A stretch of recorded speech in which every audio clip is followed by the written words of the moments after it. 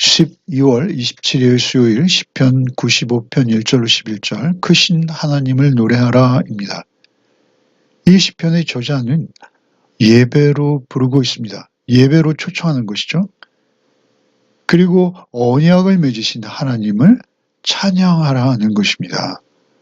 그리고 그 하나님의 음성이 너에게 들려오거든 너의 마음을 완악하게 하지 말고 너의 마음의 문을 닫지 말고 하나님의 음성 들은 대로 순종하라. 그러지 않으면 너희가 하나님의 안식에 들어올 수 없다. 이렇게 말하고 있습니다. 특별히 너의 마음을 완악하게 하지 말라라는 것이죠. 하나님을 향해 우리의 마음의 문을 닫은 자들이 있다는 것입니다. 그렇게 해서 안식에 들어오지 못한 자들이 너무 많다는 것이죠. 그 광야의 삶 속에서 특별히 40년 동안 그들은 다 미혹되었고 하나님의 길을 알지 못하여 안식에 들어오지 못했다라는 경고이죠. 여호수아와 갈렙을 제외하고 다 쓰러져 간 것이죠. 히브리서에서는 이 시편을 그대로 인용하고 있습니다. 먼저 1절로 7절을 읽겠습니다. 오라 우리가 여호와께 노래하며 우리의 구원의 반석을 향하여 즐거이 외치자. 우리가 감사함으로 그 앞에 나아가며 시를 지어 즐거이 그를 노래하자. 여호와는 크신 하나님이시요 모든 신들보다 크신 왕이시기 때문이로다. 땅의 깊은 곳이 그의 손 안에 있으며 산들의 높은 곳도 그의 것이로다. 바다도 그의 것이라 그가 만드셨고 육지도 그의 손이 지으셨도다. 오라 우리가 굽혀 경배하며 우리를 지으신 여호와 앞에 무릎을 꿇자. 그는 우리의 하나님이시요 우리는 그의 기르시는 백성이며 그의 손이 돌보시는 양이기 때문이라. 1절에 오라 우리가 여호와께 노래하며 구원의 반석을 향하여 즐거이 외치자라고 권유하고 있어요. 노래하자, 외치자. 여호와께 노래하자. 구원의 반석을 향하여 즐거이 외치자. 노래하자, 외치자. 권유하는 그 권유의 대상은 무엇입니까? 여호와를 노래하라는 것이죠. 구원의 반석을 향하여 즐거이 외치라는 것이죠. 여호와와 구원의 반석이 동격입니다. 여호와가 구원의 반석이요 구원의 반석이 여호와이신 것이죠. 신명기 32장에 보면 너희를 낳은 반석 이렇게 표현되죠. 반석을 치면 물이 나오지 않습니까?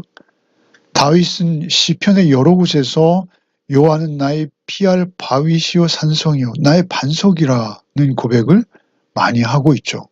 사울을 피해서 다닐 때 반석은 다윗의 생명의 은신처였습니다. 그래서 여호와를 노래하며 구원의 반석을 향하여 즐거이 외치자. 반석은 우리가 집을 지을 수 있는 우리 신앙의 삶을 쌓을 수 있는 기초석이죠. 전쟁 중에는 반석이 얼마나 의지가 되는지요. 그 사막 지형인 그곳에서의 반석은 하나님처럼 그들이 여겨졌던 것이죠. 그리고 그 반석에 그 많은 도움을 입었던 그런 자들이 여호와를 노래하며 구원의 반석을 향하여 즐거이 외치라라고 권유하고 있는 것이죠. 외친다라는 것은 즐거운 소리를 낸다는 것입니다. 개가를 올릴 승리의 개가를 올릴 때 이 단어가 쓰여집니다. 신복이 자기의 주인에게 예를 표하는 그러한 의미가 있는 단어입니다. 그러니까 구원의 반석이 그렇게 즐거운 소리를 내서 우리가 예를 표할 정도의 대상, 예배의 대상이라는 것이죠. 여호와이신 것입니다. 2절에 우리가 감사함으로 그 앞에 나가며 시를 지어 즐거이 그를 노래하자. 감사할 수밖에 없는 것이죠. 피조물이 창조주 앞에 보일 수 있는 반응, 그것은 감사함으로 그의 앞에 나아가며 이것은 직역하면 그 얼굴 앞에 머문다 이런 의미입니다.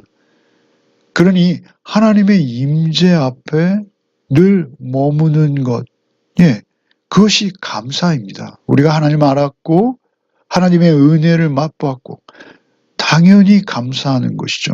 3절에 여호와는 크신 하나님이시요 모든 신들보다 크신 왕이시기 때문에 크시다. 두 번씩 크신 하나님, 크신 왕. 노래하며 외치고 그 앞으로 나아가야 될 이유가 있어요. 그것은 무엇이냐면 그분이 크신 하나님이시요 크신 왕이기 때문에 그렇다라는 것입니다. 모든 신들보다 크신 왕, 다른 신들이 있다라는 의미가 절대 아닙니다. 하나님과 비교의 대상은 없는 것이죠. 유일하신 창조주이시요 크신 하나님, 크신 왕이시기 때문이로다. 4절에 그분은 어떤 분이십니까? 그의 손 안에 산들이 높은 곳도 그의 소유이고 바다도 그의 것이고 그가 만드셨고 육지도 그의 손으로 지으셨도다. 그 크신 하나님, 크신 왕께 외치고 노래하며 나아가고 그 임재 앞에 늘 머물 수밖에 없는 것. 그것은 바다도 그의 소유예요. 왜냐하면 그가 만드셨기 때문에 그렇습니다.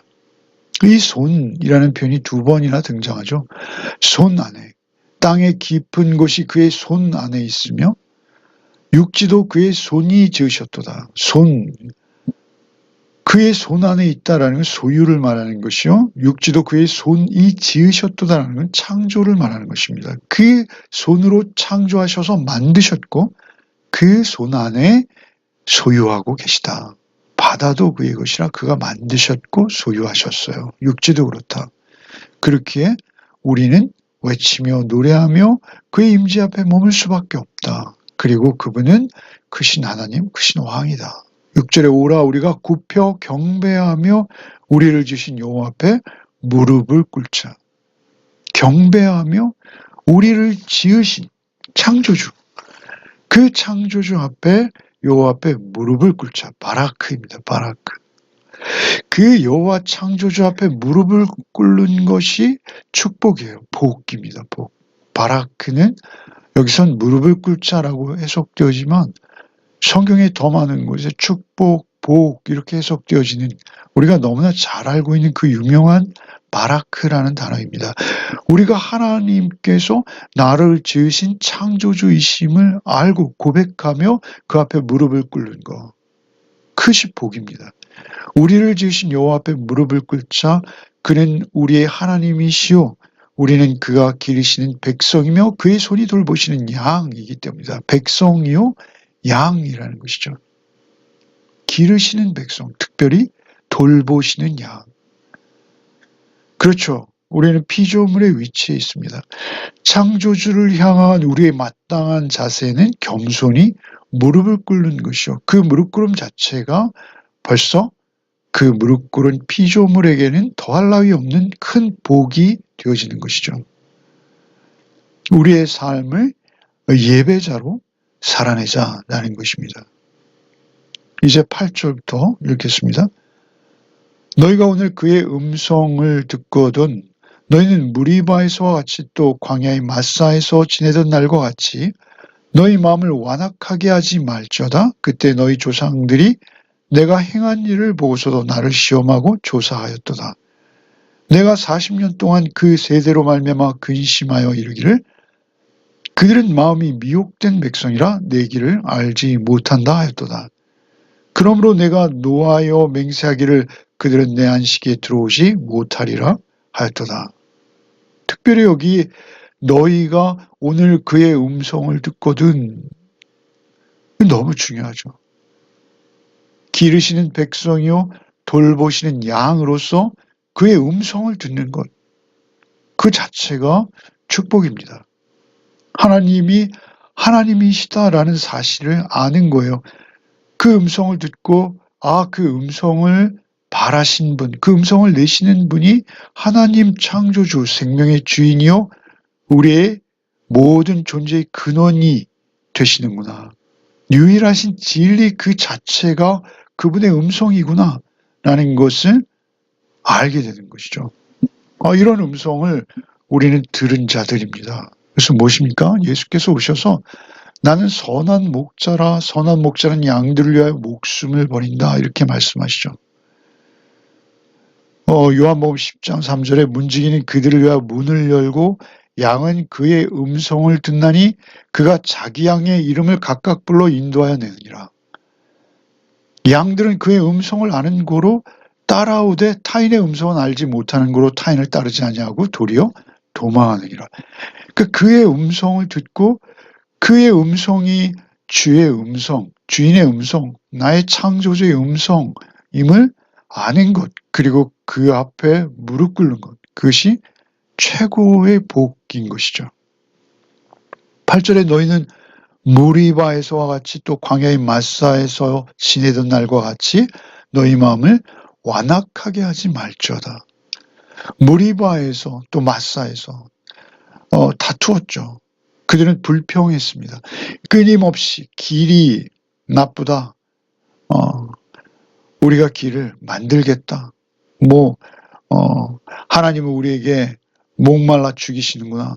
이런 불평과 하나님을 시험하는 너희 마음을 완악하게 하지 말지어다. 이 완악하다라는 이 표현은 바로에게 많이 쓰였던 표현입니다. 애굽의 왕 바로죠. 완악하게 하는 이유가 무엇입니까? 하나님을 향해서 완고한 마음을 갖는 거예요. 그가 10번씩이나 재앙을 보고도 그가 하나님을 인정하지 않아요. 끝내. 그래서 결국 그도 죽고 그의 군사들도 목숨을 잃는 것이죠. 완악하게 하는 것입니다. 완악하게 하는 이유가 무엇입니까? 하나님 이외에 더 의지하는 것이 있어요. 그 노예들의 노동력을 포기할 수 없는 거예요. 그게 더 의지가 되는 거예요.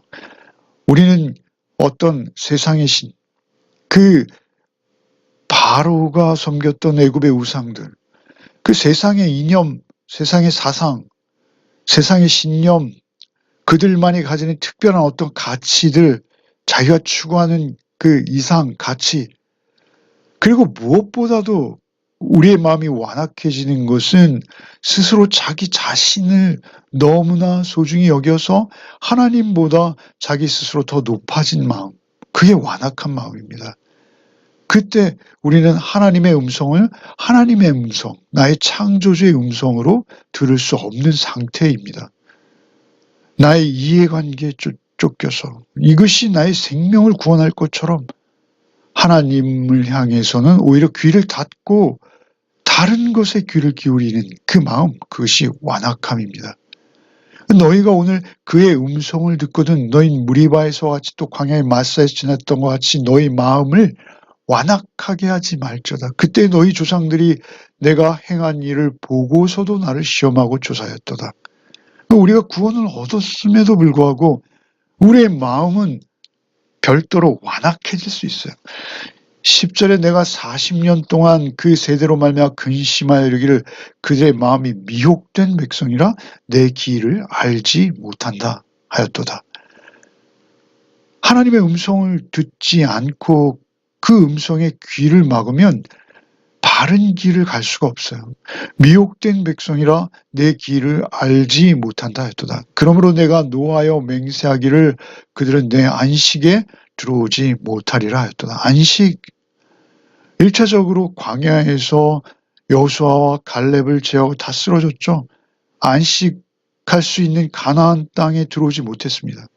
그 가나안 땅이 될 수도 있고 이 안식은 히브리서에서의 표현대로 구원에 비유되기도 하는 것입니다. 우리가 주의 음성을 듣고 그 목자의 음성을 따라서 우리의 삶을 한 걸음 한 걸음 내디딜 때 우리는 그 요단강을 건너 가나안 땅으로 들어가는 것이죠. 그 음성을 듣는다라는 것은 무엇입니까? 우리가 광야와 같은 삶을 살아도 나를 인도하시는 유일하신 분은 하나님 한 분이시오. 오직 그분의 음성만이 진리이십니다. 주는 나의 목자이시오니 나는 주님의 어린 양이오니 목자의 음성만 따르겠나이다. 이것이 당연한 하나님의 돌보시는 양의 마땅한 도리인 것이죠. 오늘 하루의 삶을 살아갈 때도 오직 주의 음성을 듣는 복이 저와 여러분에게 있기를 바랍니다. 기도하겠습니다. 주님 감사합니다. 오늘도 말씀으로 하루를 시작하게 하시니 참으로 감사합니다. 날마다 묵상하는 주의 말씀, 주의 음성으로 듣게 하시고 하나님의 음성으로 또렷이 주의 말씀이 읽어질 때 그 주신 말씀 쫓아서 오늘 하루도 살아내는 복이 우리에게 있게 하여 주시옵소서. 한 해 잘 정리하고 또 다가오는 새해를 잘 계획할 수 있게 하여 주시옵시되 오직 주의 말씀 위에 우리의 삶을 주의 반석 되심을 신뢰하며 그 음성 위에 우리의 하루하루를 시간시간을 선택하고 판단하고 또 행해 나가는 우리의 한날의 삶이 되게 하여 주시옵소서. 오직 나의 빛이요 구원이요 진리요 생명 되신 주의 음성을 사모하오며 말씀이 육신 되신 예수 그리스도 이름 받들어 기도하옵나이다. 아멘.